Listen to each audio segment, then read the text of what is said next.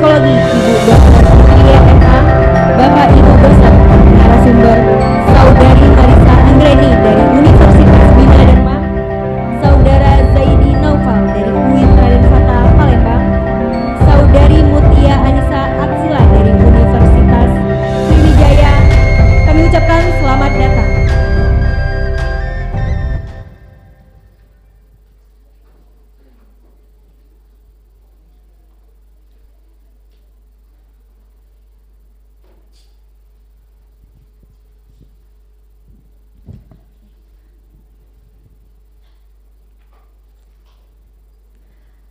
Selamat siang Bapak Ibu dan teman-teman. Aduh, kurang keras ini. Selamat siang Bapak Ibu dan teman-teman. Gimana nih, masih semangat untuk ke sesi berikutnya? Masihnya ya, pastinya dong. Teman-teman, ini saya mau pantun, jadi kalau saya pantun teman-teman bisa bantu jawab cakep ya. Di laut ada kapal selam, di langit ada bintang. Apabila ada yang mengucap salam, harap dijawab dengan suara lantang. Assalamualaikum warahmatullahi wabarakatuh.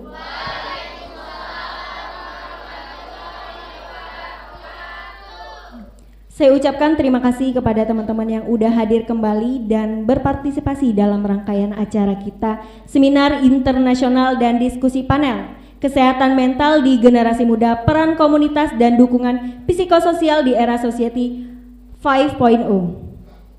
Dan kami juga berterima kasih kepada sponsor kita yang telah mensupport acara kita pada hari ini. Ada Emina, Wardah, Jawarate, dan Lokalate Kopi Brondong. Kami juga berterima kasih kepada media partner yang telah mendukung kegiatan kita pada hari ini. Ada Lingkaran.id, BTV, Bidarians, UKM Sedih, dan McQueen. Nah, teman-teman, tadi kan dari pagi kita masuk ke ruangan, terus kita nih lihat nih ada beberapa alat psikologi yang dibuat mahasiswa Bina Dharma.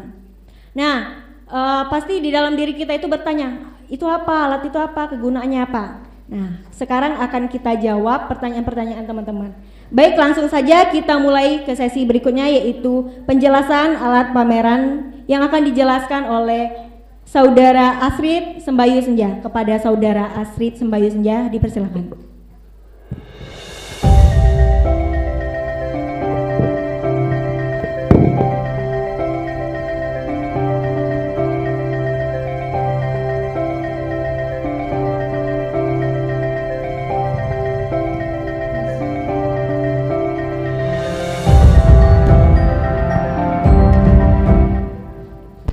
Assalamualaikum warahmatullahi wabarakatuh. Selamat siang dan salam sejahtera untuk kita semua. Izin untuk Ibu Bapak dosen.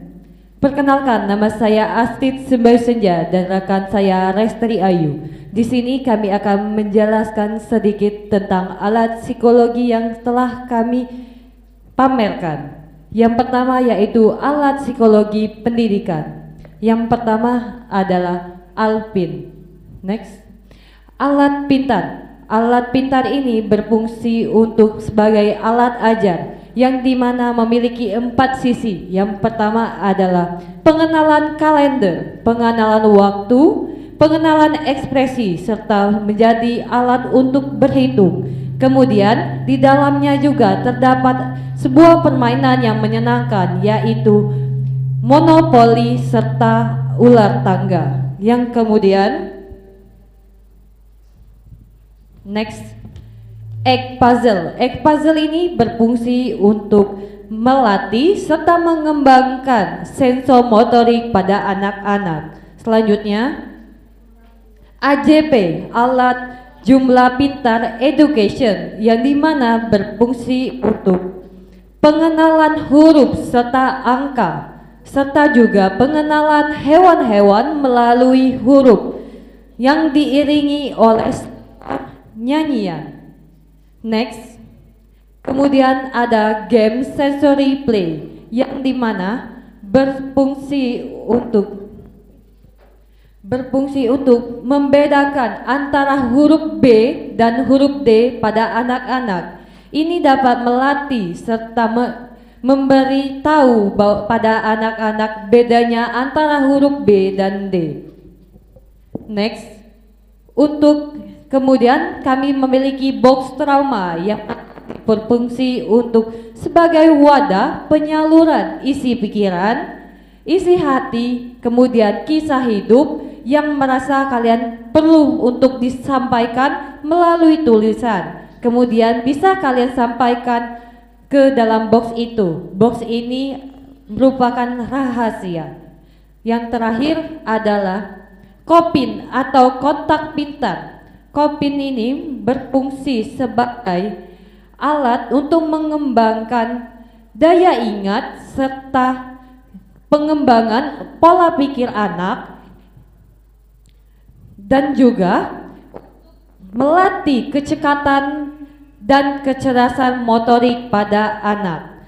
Selanjutnya, kami juga ada modul ajar yang dimana modul ajar ini merupakan hasil penelitian dari kakak-kakak semester akhir. Modul ini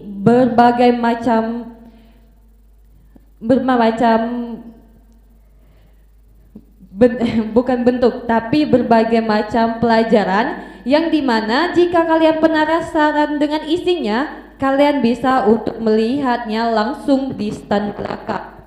Kemudian juga kami ada alat ukur eksperimen yang akan dijelaskan oleh rekan saya yaitu Restri Ayu. Kepada Restri Ayu saya persilakan.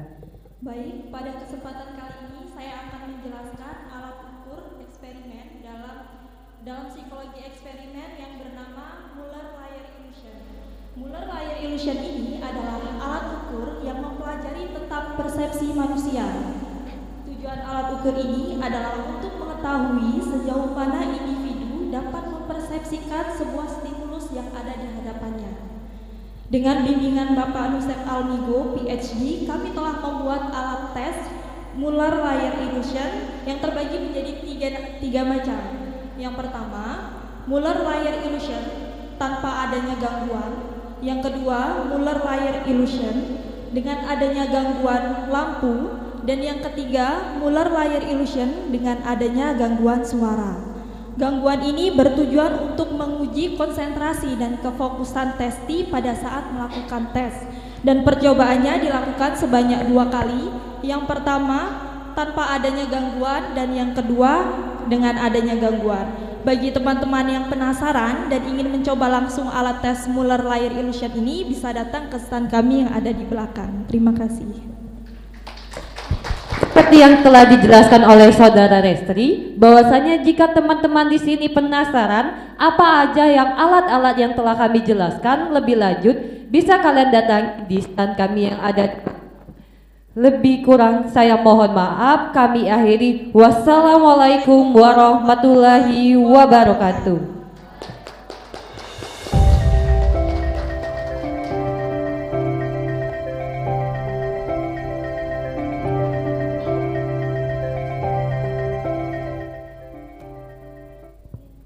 Baik, terima kasih kepada Saudari Astrid dan Resi yang telah menjelaskan beberapa alat tes dari psikologi. Oke teman-teman, langsung saja kita ke sesi berikutnya, yaitu kita akan memulai kembali diskusi panel. Nah teman-teman, saya ingatkan kembali jangan lupa untuk menyiapkan catatan, karena di akhir sesi nanti moderator akan membuka tanya jawab. Baiklah, kepada moderator saya persilakan.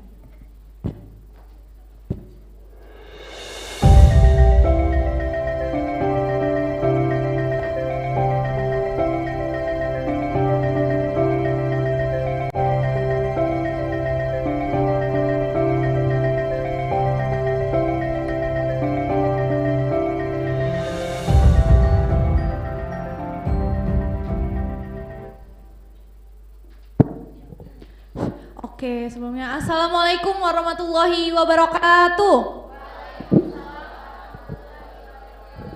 Assalamualaikum warahmatullahi wabarakatuh. Oke, sebelumnya terima kasih kepada Saudari Nyayu sebagai MC pada siang hari ini. Tidak lupa saya ucapkan terima kasih kepada Bapak Dekan kita, Bapak Nusep Almigo, SPSI, MSI, PhD, Ibu Kaprodi kita, Dr. Itriah, SPSI, MSI. Selanjutnya untuk kepada dosen-dosen yang saya cintai dan saya hormati. Selanjutnya untuk para panelis, Saudari Marisa Anggreni, Zaidi Naufal, dan Mutia Anis, saya ucapkan terima kasih sebesar-besarnya. Selanjutnya kepada para audiens yang sudah hadir pada siang hari ini, saya ucapkan terima kasih banyak yang sebesar-besarnya. Oke, sebelumnya kembali lagi bersama saya, udah pada kenal? Udah, saya ada pantun nih teman-teman. Tapi kayaknya saya juga nggak yakin nih sama pantunnya ya. Jadi kalau misalnya lucu nggak lucu, saya minta tolong banget ini ya, diketawain aja nggak apa-apa ya, diramein gitu. Oke, mungkin pantunnya singkat sebenarnya. Buah duku, buah rambutan. Namaku Intan.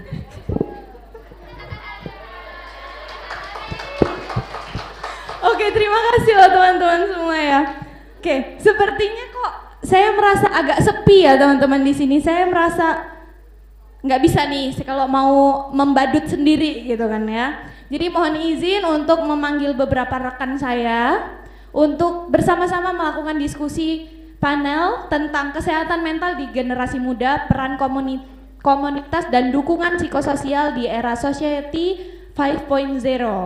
Oke, mungkin selanjutnya yang mungkin akan saya perkenalkan ada Saudari Marisa Anggreni.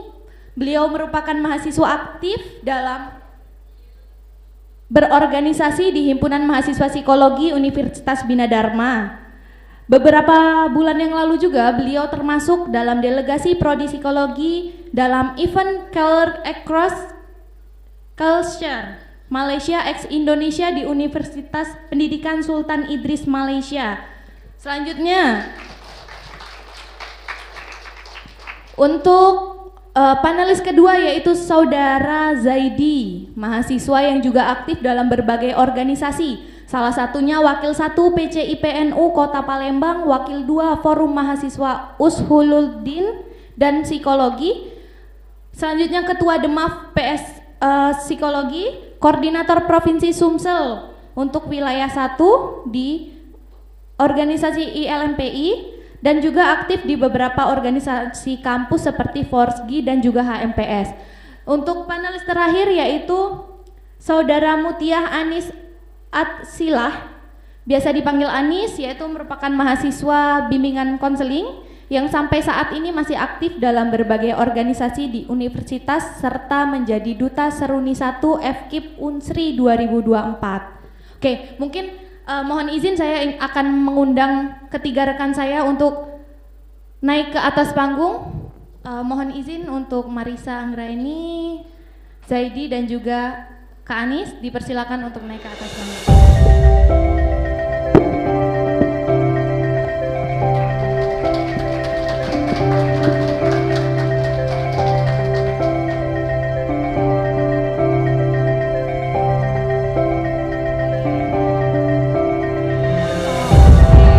Terima kasih, beri tepuk tangan dulu yang meriah dulu untuk teman-teman kita semua. Boleh ini dipegang aja, agak geser-geser ya. Oke, sebelumnya apa kabar kakak-kakak semua? Sebelumnya mungkin udah pada kenalan? Udah saling kenal ya? Soalnya karena tak kenal maka tak sayang. Kadang yang udah sayang pura-pura nggak kenal gitu. Oke, mungkin selanjutnya gini nih Kak, kita mungkin kayaknya keluhan ya kursi kayaknya ini. Jadi mungkin ini udah Kak Zaidi udah berapa kali nih Kak ke Bidar? Udah pernah sebelumnya, boleh Kak dipakai Kak?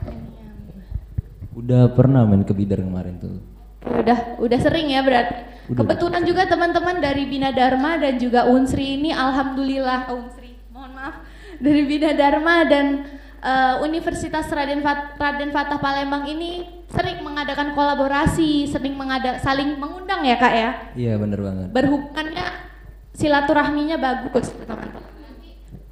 Selanjutnya kalau teman-teman mau menghubungi dari Unsri mungkin bisa di Kak Anis, atau kalau mau ke UIN bisa di Kak Zaidi. Kalau mau di Bina Dharma boleh ke Kak Marisa lagi gitu ya teman-teman. Oke, selanjutnya Kak Anis sudah pernah ke Palembang apa belum? Ke Palembang. Salah ya. Sudah pernah belum ke Bina Dharma, Kak? Ini pertama kalinya ke Bina Dharma, biasanya cuma lewat doang. Oh, alhamdulillah, kita sambutan dulu ya untuk pertama kali ke Bina Dharma. Pusing nggak Kak tadi kesininya? Lumayan ya, karena nggak tahu jadi muter-muter, mana nggak tahu parkirannya juga di mana kan. Jadi harus ternyata lewat belakang dulu gitu. Iya. Ya. Jadi emang Bina Dharma gitu. Sebenarnya yang hidden gem aja gitu kan. Oke, selanjutnya Kak Marisa apa kabar? Kak Marisa udah sering di sini? Oh iya, setiap hari. Di panggung ini ya? Iya. Kalau di panggung ini jarang-jarang ya Kak Intan. Jadi ini merupakan salah satu kesempatan ya bagi saya. Gitu. Jadi Kak ini sebenarnya orang ini aja gitu Kak, yang ada Ketemu gitu. Lagi ya. Ketemu lagi. Sampai sebenarnya saya juga bosen gitu Kak. Tapi berhubung karena dosen-dosen tercinta kami ini sangatnya sayang banget sama kami gitu.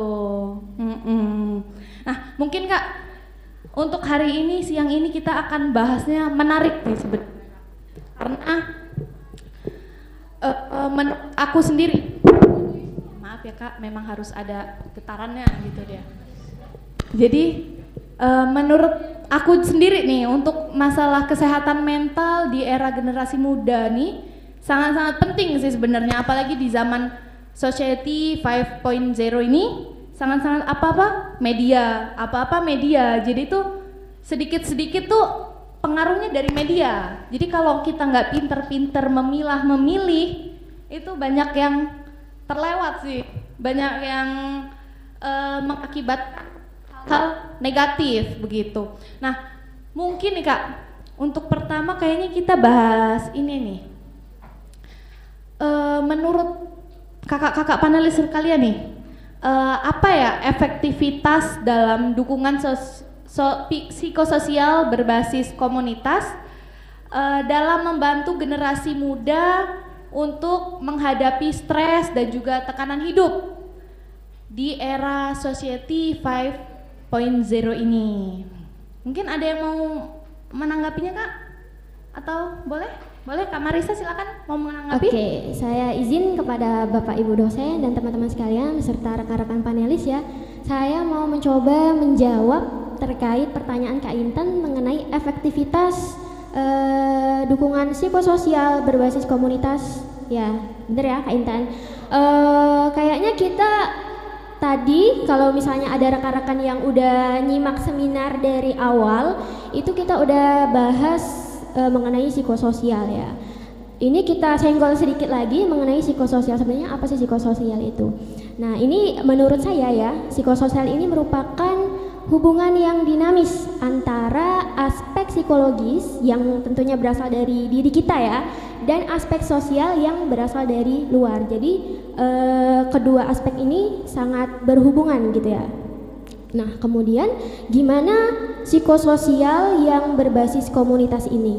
Nah, psikososial berbasis komunitas ini menurut saya merupakan suatu pendekatan yang sangat efektif Kak Intan ya. Tadi kan pertanyaannya gimana efektivitas dukungan sosial berbasis komunitas. Sangat efektif sekali ya, karena kita ini sekarang hidup di zaman yang dinamis, hidup di zaman yang penuh perubahan ya tentunya, di mana kita sekarang sudah berada di era Society 5.0. Nah, sebelum masuk ke era Society 5.0 ini, kita udah melalui beberapa era juga ya, seperti misalnya 1.0 ya. Dulu itu berfokus sama pertanian ya, kemudian 2.0 itu berfokus sama revolusi industri, kemudian 3.0 itu berfokus sama perkembangan internet, ya benar ya. Kemudian 4.0 itu berfokusnya mengintegrasikan teknologi canggih ya, seperti AI dan sebagainya. Kemudian apa yang membedakan Society 5.0. Nah, di sini ya poinnya. Poin yang membedakan ialah era 5.0 ini lebih fokus kepada kemanusiaannya. Jadi di era ini ada perpaduan antara kecerdasan buatan dan interaksi manusia itu sendiri. Perlu diingat ya teman-teman, kita di sini sebagai pemeran utama ya. Jadi bukan teknologinya, tapi kita yang mengembangkan teknologi, bukan teknologi yang serta mertanya. Iya, benar. Karena kita tahu bahwasannya teknologi ini sungguh membawa banyak perubahan yang tentunya ada manfaat dan juga ada tantangan. Nah, bagaimana efektivitas dukungan psikososial berbasis komunitas tadi? Salah satunya sebagai sarana penyelenggara dukungan emosional itu sendiri. Pastikan rekan-rekan di sini termasuk teman-teman panelis ya, pasti ikut yang namanya komunitas sesuai sama diri masing-masing ya. Nah, di situ juga kita bisa lebih menempatkan diri kita ya sesuai dengan minat kita masing-masing. Kemudian banyak ya peran-peran dari efektivitas dari psikososial ini tadi. Nah, dengan pemanfaatan teknologi di era society 5.0 ini tentunya juga udah banyak dukungan-dukungan yang berbasis komunitas. Misalnya kayak ada lingkar psikologi dan lain sebagainya, itu sudah banyak ya. Nah, komunitas ini juga banyak yang secara virtual ataupun secara fisik yang kita ketemu. Mungkin di Palembang ini udah banyak sekali ya, misalnya Satu Amal Indonesia, kemudian komunitas-komunitas psikologi lainnya ya, yang tentunya peduli dengan kesehatan mental. Nah,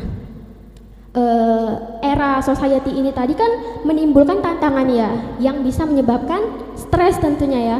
Kalau misalnya kita menggunakan teknologi yang secara berlebihan, ya karena ya informasi ini akan masuk ke kita, itu kalau kita tidak membatasi akan overload sehingga menyebabkan kelelahan, stres, kecemasan dan lain sebagainya. Nah, di sini peran dukungan komunitas tadi gitu, Kak Intan.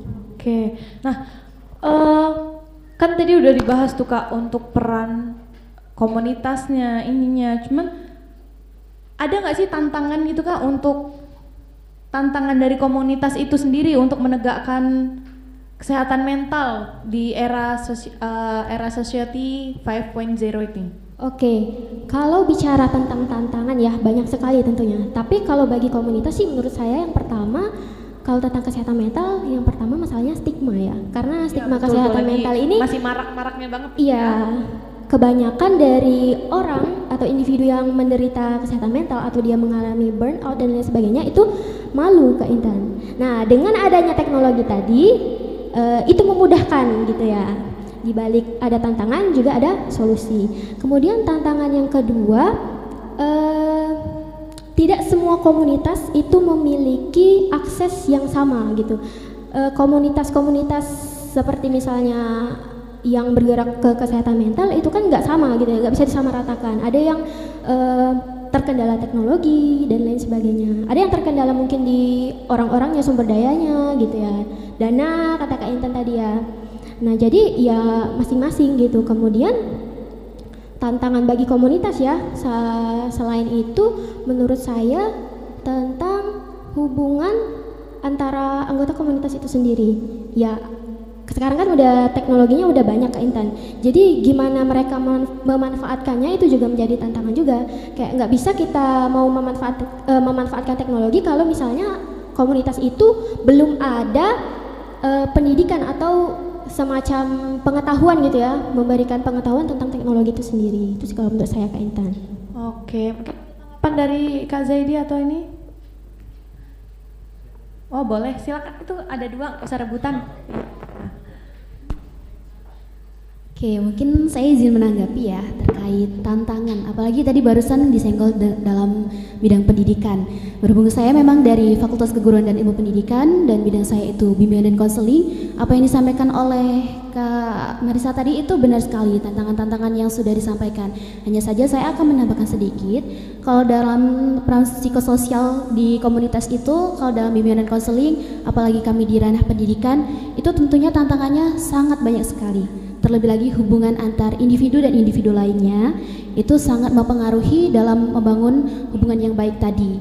Nah, kalau di bimbingan dan konseling itu biasanya kami menangani siswa-siswa yang hubungan sosialnya itu tidak baik itu dengan memberikan layanan-layanan. Tantangan-tantangan itu sendiri itu beragamnya itu bukan hanya 1-2 biasa aja, tapi memang banyak, apalagi kalau siswanya itu dari ras dan budaya yang beda, kultur budaya yang berbeda, lalu juga kepribadian dan karakteristik setiap individu yang berbeda itu merupakan tantangan tersendiri. Karena kita mungkin bisa saja menilai seorang itu dalam satu kali lihat, tapi kita tidak tahu bahwasanya karakteristik dan kepribadiannya itu ternyata memang berbeda dengan individu lainnya. Jadi itu merupakan suatu tantangan tersendiri kalau menurut saya dalam dunia pendidikan. Itu dalam dunia pendidikan. Iya, betul sekali. Jadi teman-teman ini sangat pas banget ya, panelis kita ini udah ada dari pendidikan, dari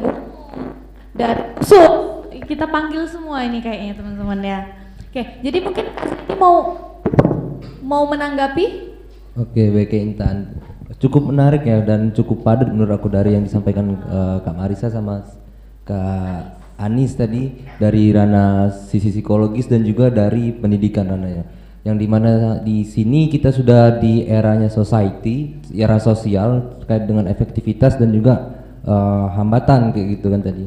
Nah, menurut saya tadi terkait efektivitas, kalau namanya kita berbaur bermasyarakat gitu, apalagi tergabung dalam satu komunitas ataupun organisasi yang berbau sosial itu kan bisa kita via virtual gitu, tidak bertemu secara fisik. Nah, dan juga beberapa orang ini kan ada yang introvert, ekstrovert kayak gitu, ada yang sulit bersosial secara langsung, ada yang enggak, ada yang di dunia maya itu dia sangat percaya diri tapi sangat menghadapi aktif ya. Iya benar Kak. Dan tapi pas ketemu ternyata kurang, ya, biasa aja gitu kan, malah bingung untuk berekspresi menyampaikan kayak gitu. Nah jadi itu mungkin salah satu efektivitasnya kayak gitu dalam era ini society ini dalam ya kita bersosial juga.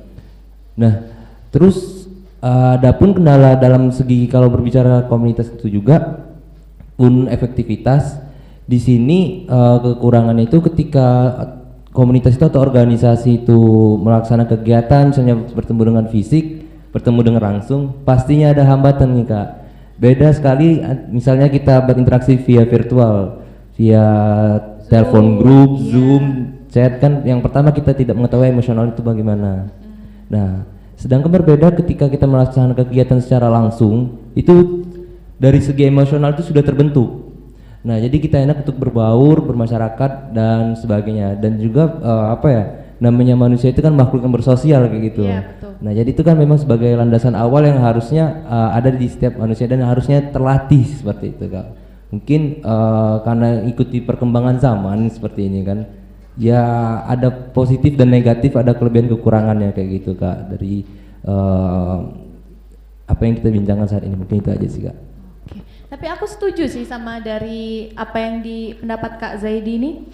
Soalnya kebanyakan untuk dari pengalaman aku sendiri ini teman-teman, kalau untuk ikut organisasi, komunitas, perbedaan itu sangat menonjol antara komunitas atau organisasi yang bertemu di tempat sama organisasi yang via virtual begitu. Mungkin Kak Zaidi juga merasakannya ya. Iya, soalnya merasakannya Kak. Iya betul, soalnya kita satu organisasi Kak. Iya, kebetulan satu kita ya Kak. Iya. Jadi karena kalau di virtual itu tidak ada kedekatan emosional teman-teman. Jadi kalau misalnya dia punya tugas, punya apa tuh kayak lebih ke ya udah bodo amat, yang penting tugas aku sudah selesai gitu. Cuman kalau misalnya organisasi yang sudah pernah berkumpul, bertemu, jadi punya kedekatan emosional sendiri, jadi lebih ke aduh kayaknya aku bantuin aja deh gitu. Terlihat memang jomplang ya Kak ya. Oke, mungkin kita agak bergeser teman-teman, karena kan tadi kita menyenggol masalah pendidikan nih Kak ya. Nah, sebenarnya tuh seberapa besar gitu Kak peran pendidikan dalam membangun kesadaran nih untuk pentingnya kesehatan mental di era kita ini, era society 5.0 ini. Terus dukungan psikolog maaf ya teman-teman, agak belibet soalnya. dukungan psikososial ini gitu. Gimana?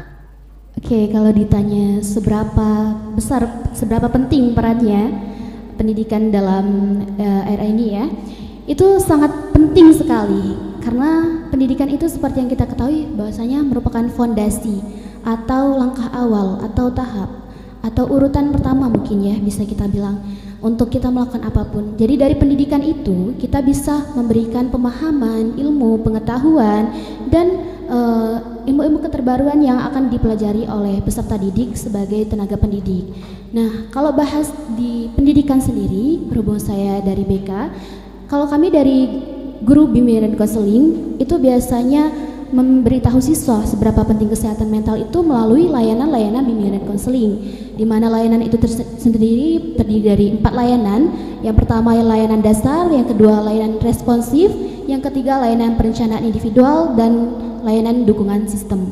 Biasanya hal yang berkaitan dengan kesehatan mental itu akan diberitahukan, diinformasikan kepada peserta didik melalui layanan dasar yaitu bimbingan klasikal supaya lebih merata. Bimbingan klasikal itu bisa kita bilang sebagai bimbingan kelas. Nah, dalam layanan dasar ini juga ada bimbingan lintas kelas, biasanya itu bisa kita sebut sebagai bentuk sosialisasi. Diadakan di aula, itu bisa juga kita memberitahukan kepada siswa bahwasanya kesehatan mental itu penting, apalagi dukungan psikososial dalam membangun hubungan melalui komunitas tadi. Jadi dengan adanya kegiatan-kegiatan tersebut, siswa akan lebih sadar dan paham bahwasanya kesehatan mental itu memang sangat penting. Ternyata saya memiliki kesejahteraan mental yang belum baik. Ternyata saya selama ini sudah mencapai tahap kesehatan mental yang baik. Mungkin bagi peserta didik yang selama ini sering menyepelekan terkait keadaan dirinya, tidak bisa mengelola emosinya, dengan adanya kegiatan-kegiatan yang diadakan dari guru bimbingan dan konseling tersebut, siswa jadi tahu, siswa jadi paham. Karena tidak semua orang itu tahu kesehatan mental itu apa. Mereka cuma taunya, aku lagi sedih, aku kesal, aku marah, aku stres, aku pusing banyak tugas, atau aku kesel banget sama temanku itu. Nah, mungkin dengan adanya sosialisasi atau layanan-layanan bimbingan dan konseling kepada peserta didik itu, mereka jadi paham, ternyata yang aku lakukan ini adalah keadaan di mana aku mengalami gangguan mental. Sehingga alangkah lebih baiknya jika gangguan mental itu berubah menjadi kesehatan mental yang baik bagi peserta didik. Jadi kalau ditanya perannya itu seberapa penting, itu penting sekali. Apalagi bagi peserta didik di dunia pendidikan, itu Kak. Sangat penting ya berarti. Iya, betul. Mungkin Kak Marisa atau Kak Zaidi mau menanggapi? Oke. Saya sangat sependapat ya sama Kak An. Cek bahwasannya peran pendidikan itu sangat penting dalam meningkatkan kesadaran ya, mungkin lebih tepatnya meningkatkan kesadaran mental di lingkungan pendidikan, terutama siswa sih ya. Benar kata Kak Anis juga, saya sangat setuju pada poin yang semua orang itu kalau kesehatan apa?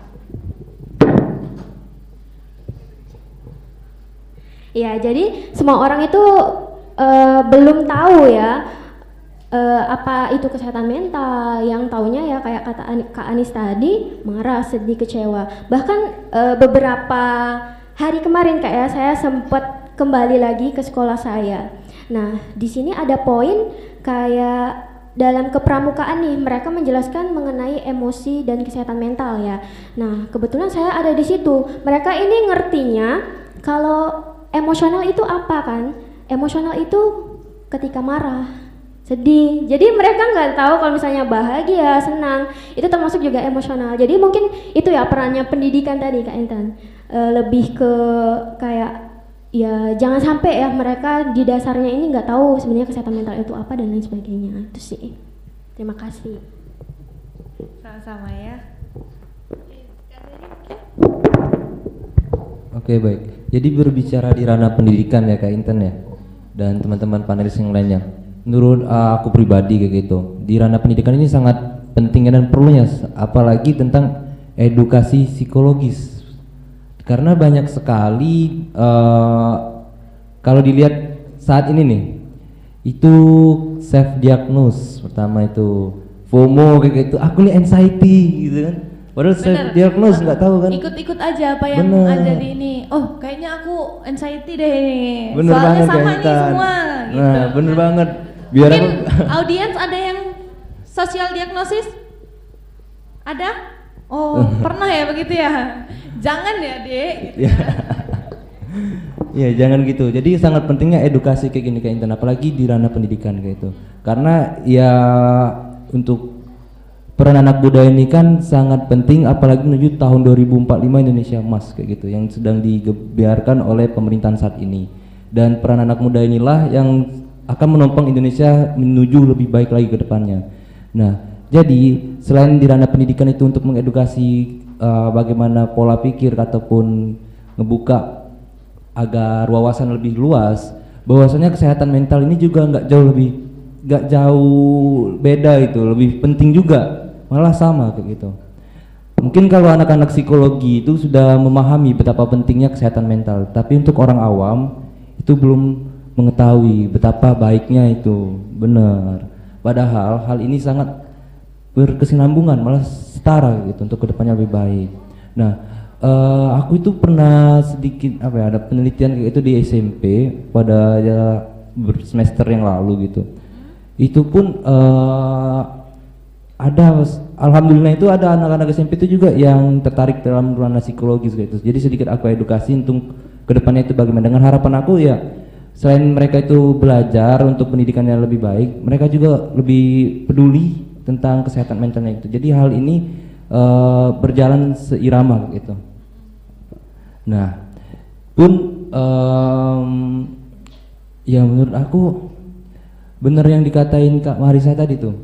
Karena orang awam itu kalau kita berbicara tentang emosional, yang diorientasi mereka itu cuma marah, sedih. Sedangkan kita itu kan dari emosional negatif. Yang positif kita ada bahagia kayak gitu, senang. Nah, hal-hal ini tuh perlu sangat edukasi agar selain kita memiliki wawasan yang bagus, kita juga memiliki kesehatan mental yang baik juga. Mungkin itu aja Kak Intan. Oke, benar. Nah, untuk membentuk kesehatan mental ini kan ya biasanya tuh sangat butuh dukungan nih. Dukungan baik dari keluarga, teman sekitar. Cuman karena kita yang sedang membahas dukungan psikososial ya nih. Nah, menurut para kakak-kakak ini nih, apa sih bentuk dukungan yang paling dibutuhkan gitu dari generasi muda? Terus gimana cara komunitas ini bisa memberikan dukungan itu, bisa berguna di dalamnya gitu di era Society 5.0 ini? Mungkin ada yang mau jawab? Oke, saya izin menjawab Kak Intan dan teman-teman sekalian ya. Bentuk dukungan yang paling penting ya. Yang paling penting sih kalau menurut saya itu dukungan emosional yang pertama kali ya. Apalagi nih kalau di ranah komunitas, karena nggak semua individu itu berkesempatan untuk bisa bergabung di komunitas. Pasti kan mereka kayak kata Kak Zaidi tadi, ada yang introvert mungkin ya, ada juga yang extrovert. Mungkin ada beberapa orang yang mengisolasi diri. Misalnya kuliah pulang misalnya ya, nggak ada ikut komunitas dan lain sebagainya. Nah, dia kan nggak dapat dukungan sosial dari teman sebaya Kak Intan ya, jadi kurang gitu ya. Dia belum tentu juga dapat dukungan keluarga gitu, secara emosional ya maksud saya ya. Jadi menurut saya dukungan yang paling penting di sini adalah dukungan emosional gitu Kak Intan. Nah, kalau ngomong ngebahas soal komunitas tadi kayak untuk yang introvert, untuk yang introvert tadi kan, kebanyakan juga orang tuh mungkin menghindari pertemuan fisik gitu ya. Jadi mungkin banyak yang beralih seperti kata Kak Zaidi tadi, beralih ke komunitas online gitu, benar, yang virtual. Udah gitu. banyak ya Kak Intan karena sekarang. sampai sekarang ini sudah banyak ya teman-teman kalau mau ikut komunitas virtual itu sudah banyak. Kalau mau cari di IG komunitas ini sudah banyak. Nanti yayasan ini itu banyak biasanya tuh kan Kak ya. Nah, menurut kakak-kakak sekalian ini nih, kan di era Society 5.0 ini penuh sama interaksi digital nih. Kita tuh apa-apa di HP, apa-apa virtual gitu-gitu kan. Karena tidak menutup kemungkinan dengan komunitas yang virtual. Nah, apakah nih bagaimana nih peran komunitas online menciptakan lingkungan yang aman dan suportif untuk kesehatan mental generasi muda seperti kita gitu tuh. Mungkin ada yang mau menambahkan? Oke, aku menjawab ya Kak. Jadi menurut aku bagaimana itu komunitas itu dalam virtual itu menciptakan rasa aman, nyaman kayak gitu. Oke, karena benar sekali nih Kak Intan ya. Karena dan mungkin teman-teman juga mungkin pernah dengar cyberbullying teman-teman. Nah itu sangat itu ya? Iya, di era sekarang itu bullying atau cyberbullying itu lagi hektik lah atau lagi tinggi saat ini. Nah itu juga jadi salah satu dampak negatifnya kayak gitu karena kita bermain via virtual online dan kadang kita tidak tahu emosional seseorang, apa yang kita sampaikan ternyata itu menggores hatinya kayak gitu. Iya, kadang kita ngetiknya iya nggak apa-apa dikira marah gitu ya kan, betul ya, karena menyinggung kan kayak gitu. Nah mungkin dari situ juga kayak itu bisa membuat mudah sekali terjadi cyberbullying itu. Bener, nah itu salah satu dampak negatifnya. Dan bagaimana cara menciptakan rasa aman nyaman itu dari komunitasnya itu sendiri, menurut aku pribadi pertama itu komunitas itu harus menjalin komunikasi yang baik dulu nih antar sama anggota kayak gitu. Jadi kalau memang adanya grup anggota yang global lah, nggak dibagi subdivisi-divisinya itu diaktifin. Jadi antar satu sama lain itu seenggaknya saling mengetahui lah sedikit banyaknya bagaimana karakteristik emosionalnya kayak gitu. Terus mungkin diperincikan lagi ke dalam suatu organisasi atau komunitas itu per bidang-bidangnya, jadi mereka lebih enak berinteraksi. Diciptakanlah dengan karena kan mungkin lagi yang azan, kita break sebentar, break azan.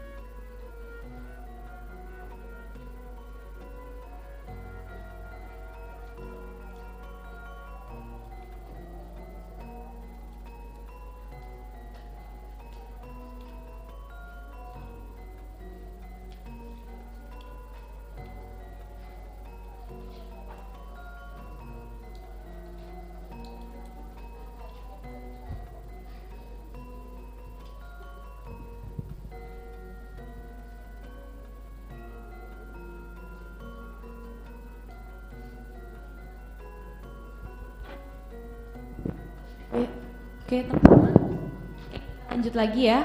Silakan Kak Zaidi dilanjutkan.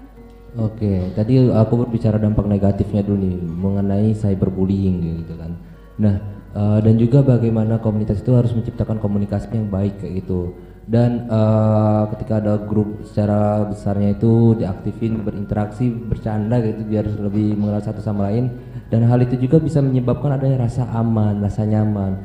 Kayak hierarki kebutuhan manusia dari Maslow, 7 kebutuhan manusia itu kan ada rasa aman, nyaman dan lain sebagainya. Dan itu juga kita harus bentuk karena manusia sangat memerlukan itu. Walaupun itu dari virtual, tapi kita harus adanya hal tersebut juga.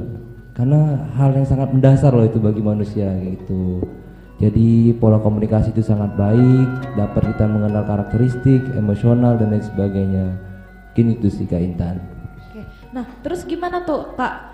Organisasi komunitas itu dapat berkontribusi dalam membangun kepemimpinan di kalangan remaja gitu. Oke, dari komunitas yang secara virtual tadi Kak ya, untuk kepemimpinan di masa depannya. Sebenarnya ada posisi positifnya juga nih Kak untuk komunitas yang terjalin dalam virtual kayak gini, karena dapat belajar dari banyaknya teman-teman dari mungkin kita daerah di Sumatera belajar dari daerah Jawa gitu, tanpa kita perlu untuk hadir langsung ke misalnya kita mau berinteraksi belajar dari kawan-kawan yang ada di UGM, tanpa harusnya kita langsung ada di kampus UGM itu nggak mesti kita di situ, tapi kita via virtual kita bisa belajar gitu. Dengan kita ngobrol diskusi kayak gini juga kan kita juga saling belajar kita antar satu sama lain. Nah, hal itu juga dapat dari belajar kita ambil sisi positifnya, kita ambil misalnya aku ambil dari Kak Intan, oh Kak Intan ini berarti dalam pembentukan pribadi aku ke depannya ini aku lebih interaktif kayak untuk cari atensi dari banyak orang gitu. Nah, hal itu juga kan hal salah satu dibutuhkan sebagai seorang pemimpin. Bagaimana audiens itu tertarik terhadap dirinya gitu Kak. Nah, jadi salah satunya itu. Terus mungkin dari bentuk kegiatan juga virtual ini kan tantangan polemik dinamikanya itu berbeda dengan ada yang di kita interaksi secara langsung atau fisik kayak gitu. Nah, hal-hal itu juga sebenarnya sama, tapi skalanya yang beda gitu Kak. Jadi masih tetap berkontribusi dan juga untuk membentuk kepemimpinan lebih baik itu.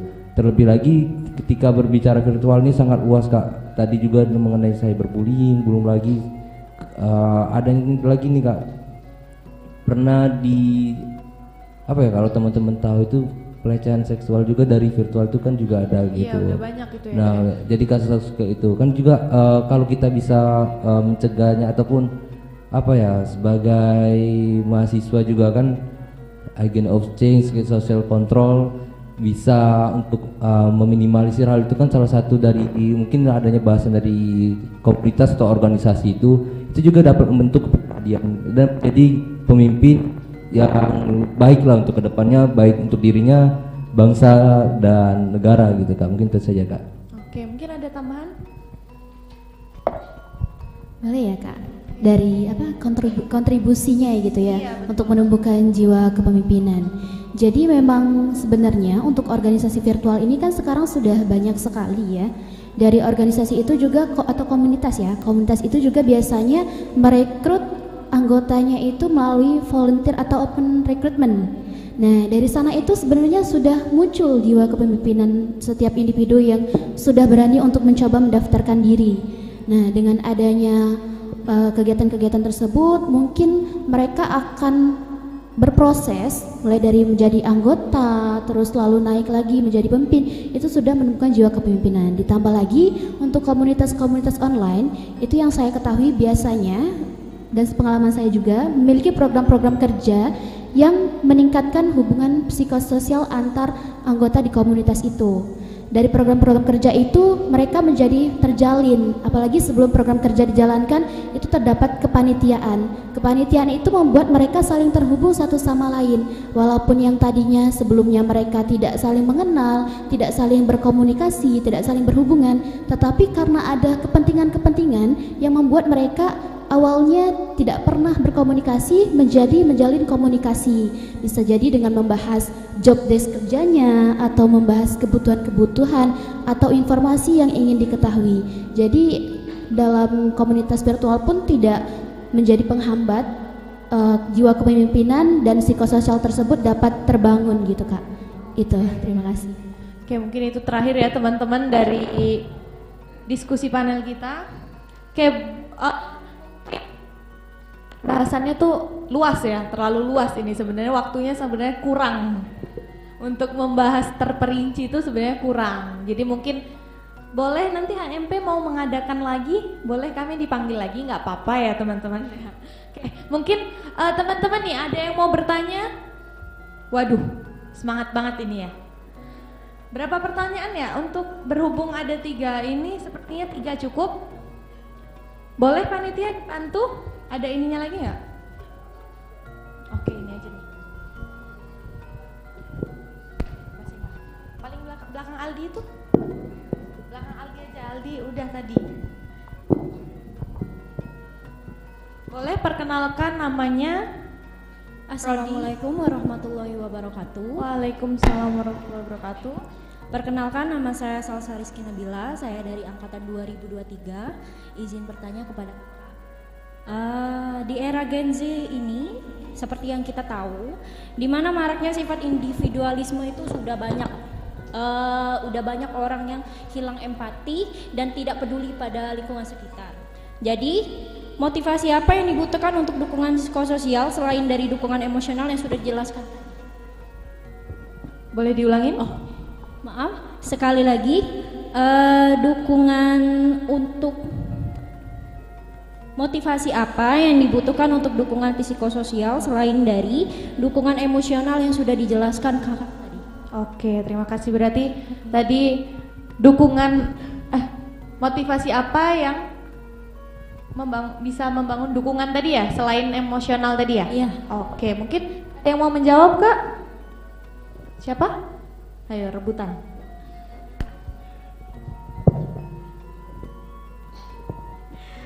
Oke, jadi saya ulang tadi pertanyaannya soal saya motivasi seperti apa ya selain dukungan sosial, dukungan emosional ya? Iya. Untuk mengatasi sifat individualisme yang sudah marak, jadi kurangnya empati. Jadi motivasi apa gitu Kak yang dibutuhkan oleh Gen Z ini agar maksudnya tuh sikap sosialnya tuh lebih terbuka lagi, lebih peka lingkungan sekitar. Oke, sebenarnya yang pertama itu dari diri sendiri ya. Maksudnya kalau misalnya kita sadar kalau kita individualis, karena kita ini pada dasarnya itu makhluk sosial, jadi kita nggak bisa setiap hari, setiap detik itu sendirian. Jadi kita membutuhkan interaksi sesama gitu ya, apalagi dengan teman sebaya. Nah, jadi motivasinya awalnya itu ya dari diri sendiri ya, dengan kesadaran kita butuh dengan komunikasi, interaksi. Jadi kita tahu, paham ya gitu, kita butuhnya apa dan lain sebagainya. Itu yang pertama. Kemudian yang kedua, tadi setelah kesadaran diri bahwasanya kita kurang bisa berinteraksi ya, sehingga kurangnya empati Kak ya, benar ya. Yang kedua itu selain dari motivasi dari diri sendiri, itu menurut saya bagaimana kita bisa membangun relasi. Jadi kan kita udah sadar, kemudian kita gimana sih caranya untuk bisa berinteraksi dengan orang. Jadi mungkin dengan kita membuka diri dan lain sebagainya. Oke, mungkin ada tambahan ya. Oke, tadi terkait individualisme ya. Sebenarnya memang sekarang itu apalagi semuanya serba modern dan teknologi, orang-orang itu sudah beranggapan kalau dia bisa sendiri walaupun gak berhubungan sosial dengan orang lain.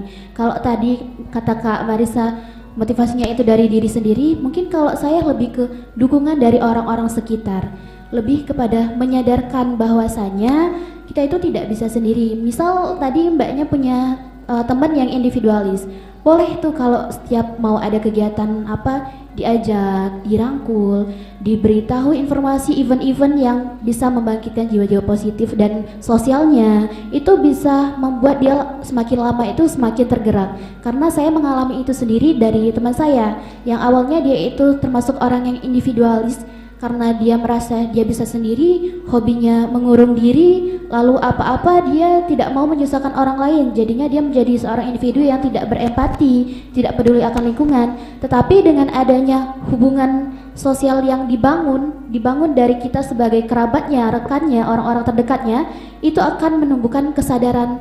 Makin lama dianya makin sadar, oh ternyata ada orang yang ngajak aku, oh ternyata ada orang yang peduli sama aku, oke lah aku coba gitu kan.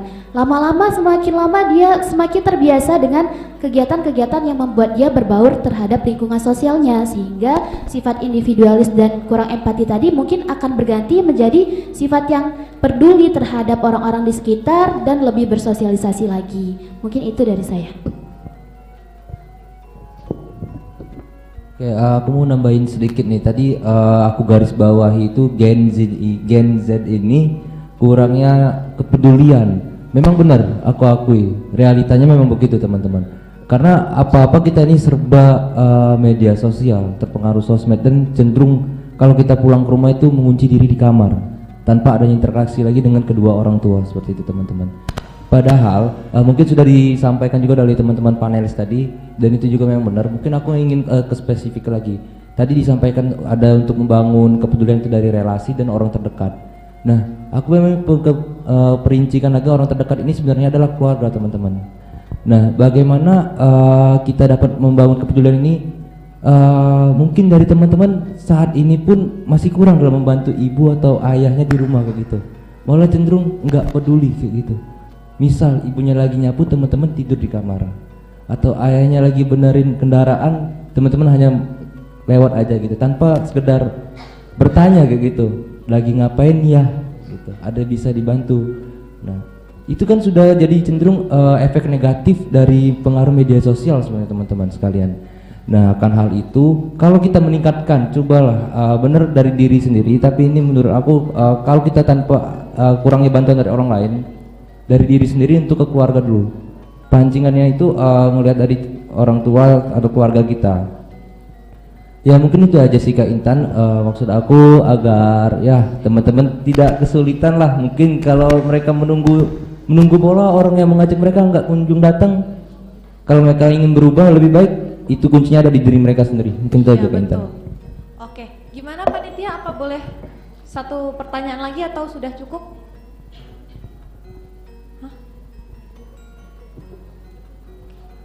Oke, cukup ya. Oke, sudah cukup ya teman-teman. Terima kasih untuk para ketiga panelis kita. Mungkin sebenarnya banyak yang kepengen dibahas. Sebenarnya belum semuanya kita tuntaskan pertanyaan-pertanyaan yang ada di kepala saya sebenarnya ya. Mungkin lain waktu kita selesaikan kembali diskusi ini. Sebelumnya kita akan mengadakan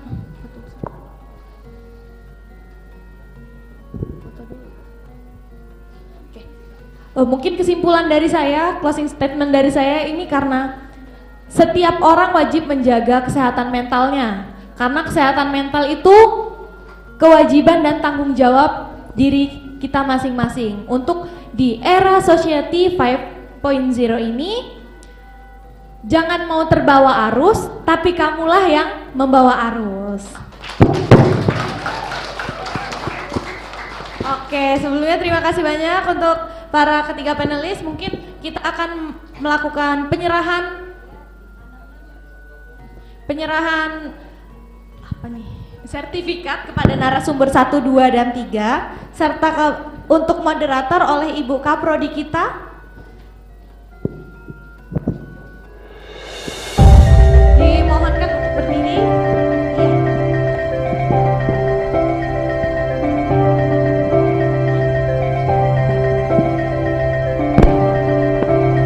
Mungkin sebelumnya mohon izin acara saya kembalikan ke MC. Kurang lebihnya salam Wassalamualaikum warahmatullahi wabarakatuh.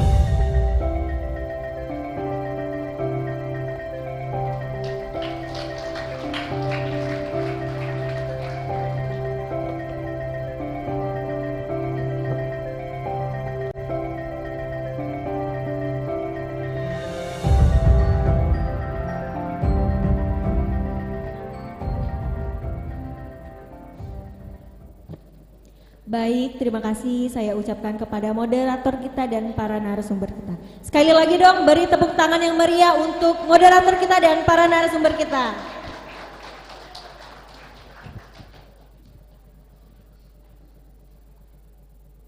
Baiklah Bapak, Ibu, dan teman-teman, kita sudah sampai di penghujung acara. Semoga apa yang disampaikan tadi dapat bermanfaat dan bisa kita aplikasikan dalam kehidupan sehari-hari. Kalau tadi saya bukanya dengan pantun, sekarang tutupnya saya juga dengan pantun. Mohon dibantu lagi ya teman-teman, kalau saya pantun tolong dijawab cakep. Belum. Siang hari makan kuaci, makannya bareng sama mantan terkasih. Cukup sekian acara hari ini, saya ucapkan terima kasih. Saya Nyayu Dena Rosa pamit undur diri. Jika ada salah kata saya mohon maaf dan pada Allah saya mohon ampun. Saya pamit dengan wassalamualaikum warahmatullahi wabarakatuh.